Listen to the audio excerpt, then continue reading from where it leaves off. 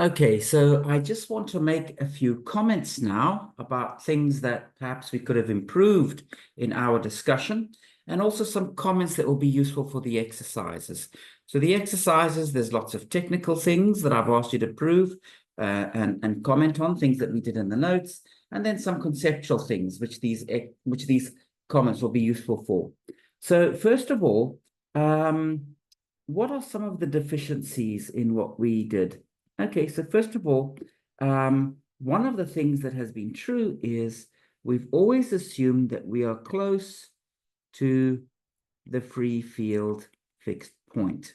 And what we said was step 2 changes the couplings, in the action. So they'll change because of step 2.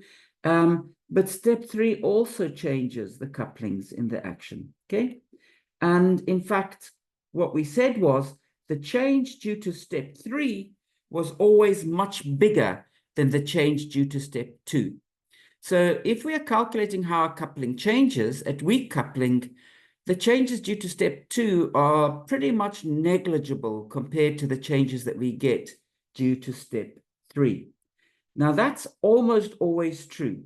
For relevant operators, that's true. The change in scaling will be the biggest effect. And for irrelevant operators, that's true. The change in scaling will be the biggest effect.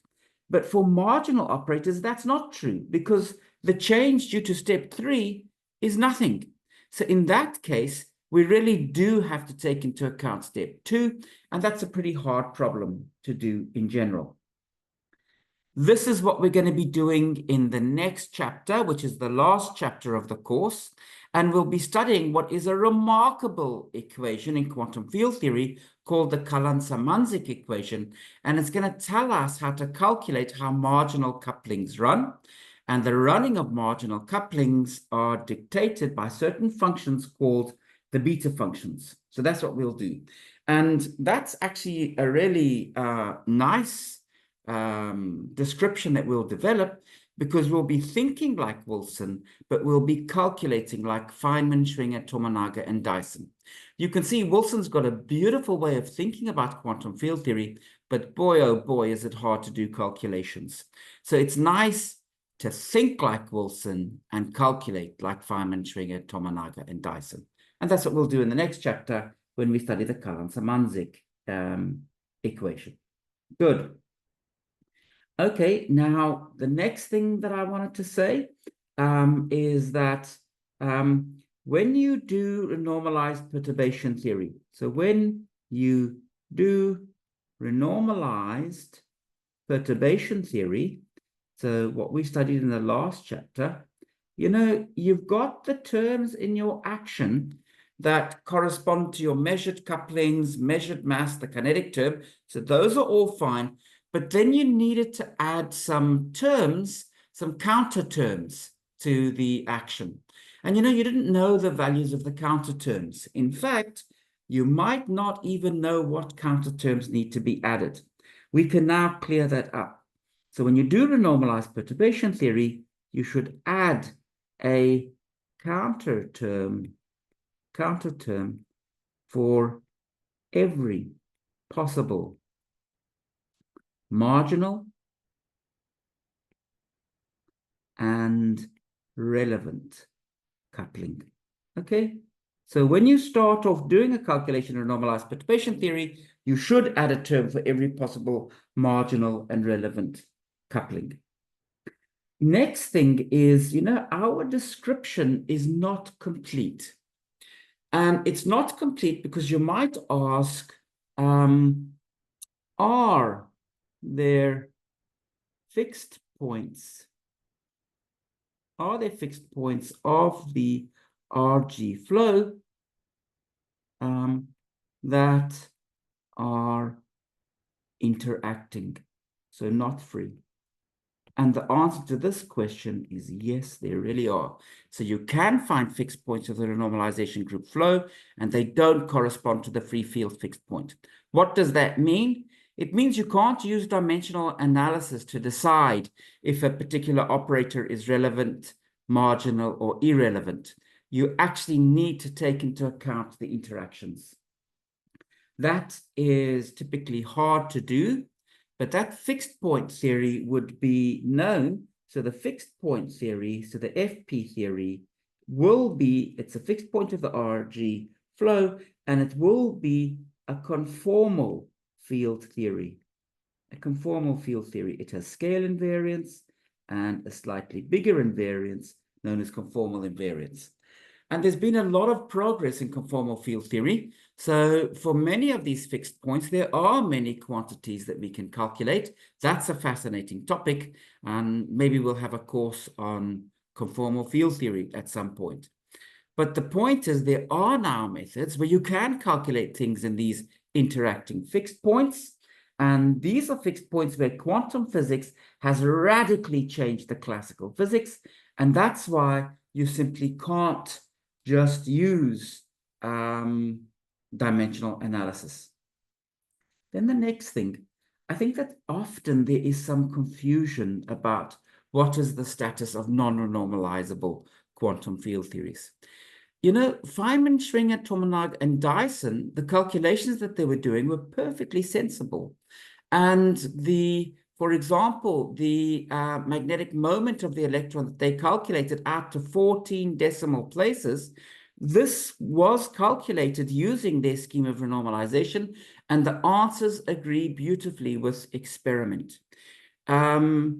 But you can think about it the way that Wilson does things. So whenever you get infinities appearing, things that depend on the scale lambda, it just tells you that you're calculating something that is sensitive to the UV limit of the theory. That's all it's telling you. These infinities means that there's some sensitivity to the UV structure of the theory.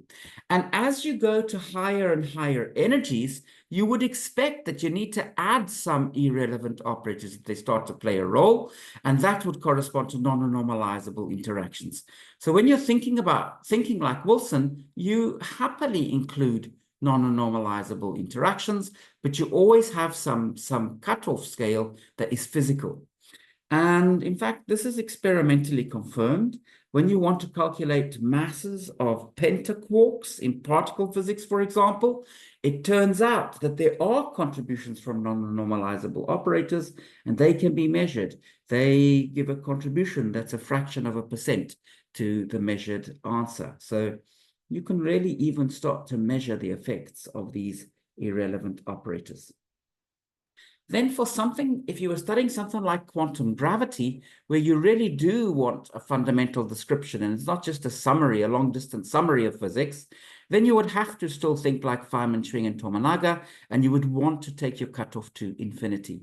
And there you would need to show that all of the infinities disappear when you take your cutoff to infinity. So some people who study quantum gravity still worry about getting a renormalizable theory, and they still think the way that Feynman, Schwinger, and Tominaga did, and that's perfectly acceptable. Wilson, from the start, declared that quantum field theory was an effective theory, so he didn't have to bother about that question. If you want to build a fundamental theory, you still have to worry about taking your cutoff to infinity and making sure that no infinities survive. Good. One last point I want to mention. We said we flowed for such a long time to get from high energy to low energy that all of the irrelevant couplings have flowed to zero. Well, that's nice. It explains why we have renormalizable quantum field theories, but you have to accept the flip side of that coin. And that means if the irrelevant couplings have flown to zero, the relevant couplings must have flown to infinity. You've seen that particle masses are relevant, so it becomes a puzzle for why particle masses are finite. They should all have flowed off to infinity. So you need to do some significant fine-tuning of your theory to explain the observed masses. This often goes under the name of the hierarchy problem, and it's still a puzzle today. Why are masses as small as they are?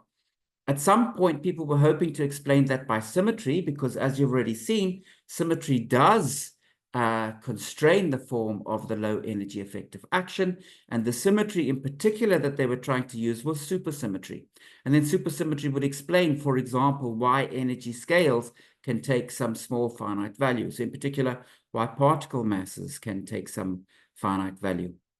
But experimentally, it doesn't look like there's much hope for supersymmetry. So it remains a puzzle to explain why particle masses come out to their observed values. Good.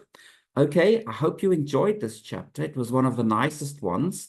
You should be Googling for as much as you can on Wilson's point of view and reading as many books as you can. This really is how you should think about quantum field theory. And as far as the physics goes, perhaps this was the chapter with the most physics so far. We've got one last chapter left of the course, and then we'll fix up the deficiency of dealing with marginal couplings. We'll turn to that chapter next.